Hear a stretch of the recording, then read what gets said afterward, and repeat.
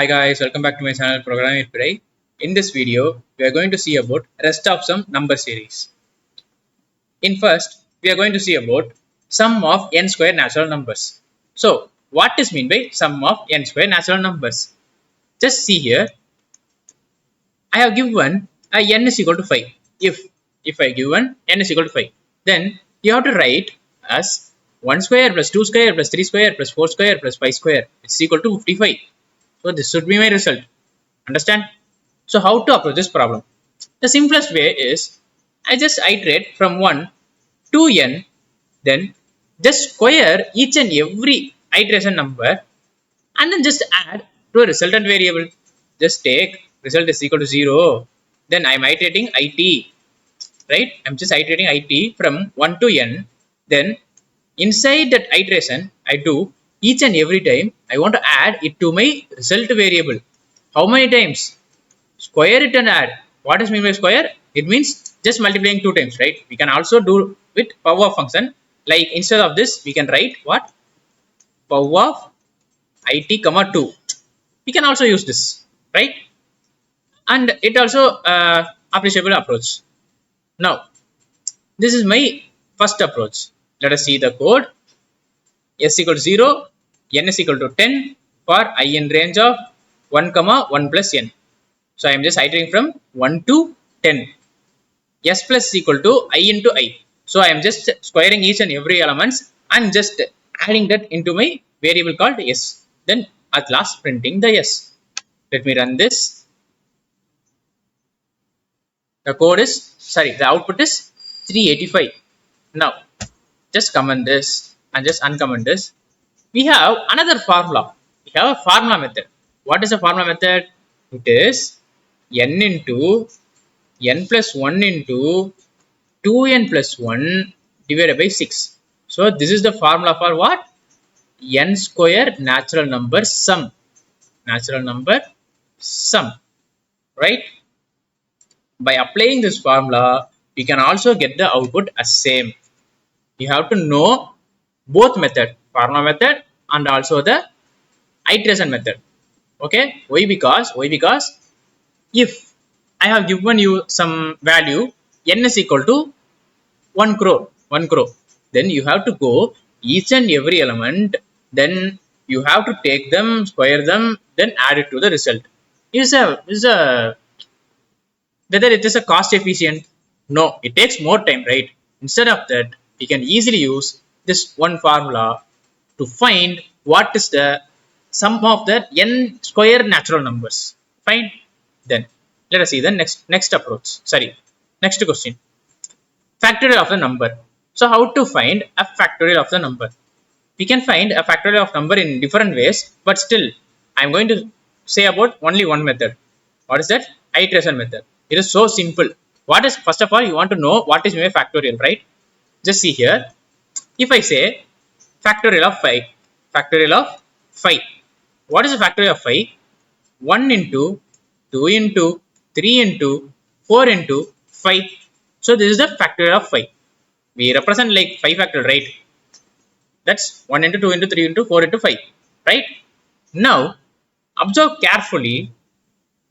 We already learned sum of n natural numbers, right? We have just iterated from 1 to n.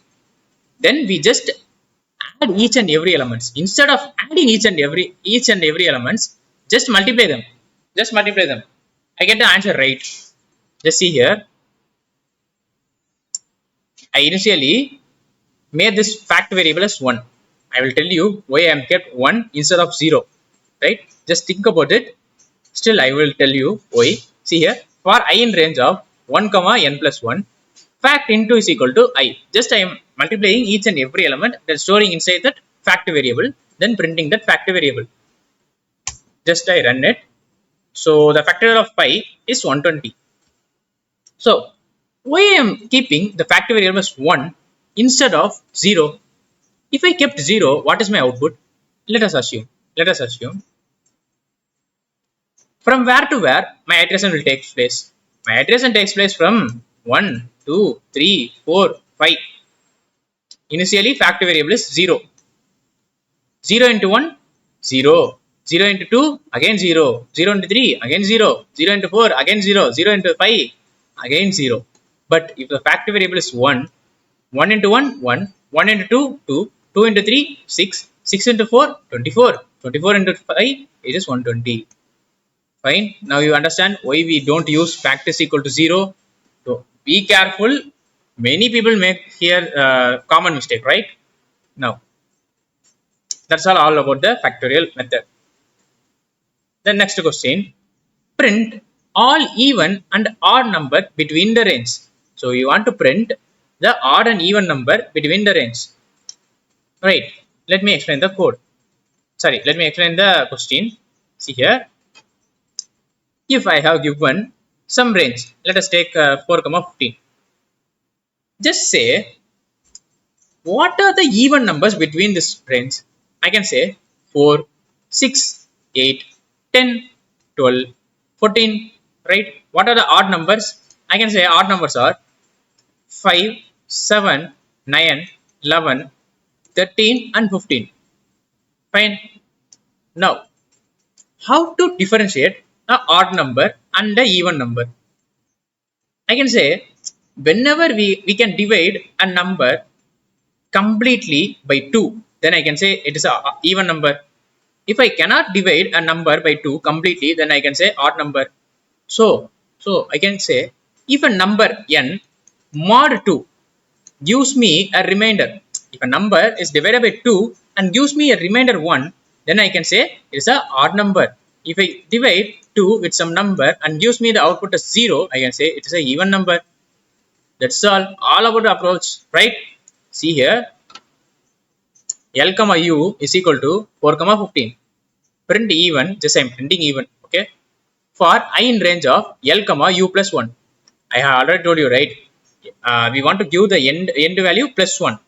Now, if I mod 2 is equal to 0, then print I and end is equal to space. Print slash n. Slash n means move the I tell the cursor to move to the next line, right? And then printing odd. For I in range of L comma U plus 1. If I mod 2 is equal to 1, print I comma end is equal to space. Fine. That's all.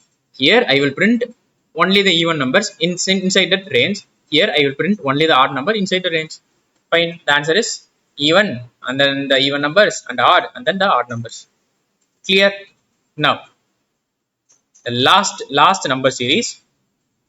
This is the Stern's diatomic series or Stern's sequence.